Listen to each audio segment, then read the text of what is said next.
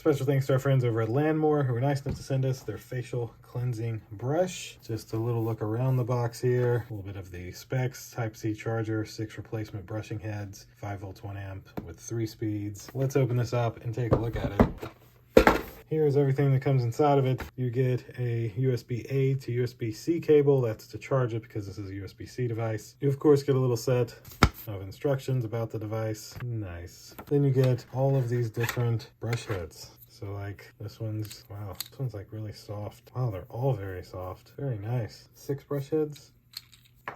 Ooh, very cool. And then of course, lastly, because nothing else in the box, the actual facial cleansing brush. Ooh, gold. I like it. USB-C port is on the bottom to charge it. Your power button is here, and these just easily pop right onto place. You hold your power button and it spins. You got your modes. This one has the snowflake. That one looks like heat. And other than that, that's just on to cleanse your face. Very nice. So that'll do it for this facial cleansing brush. Thanks again to the company who was nice enough to send this to me. Thank you all for watching, and we'll see you in the next one. Deuces.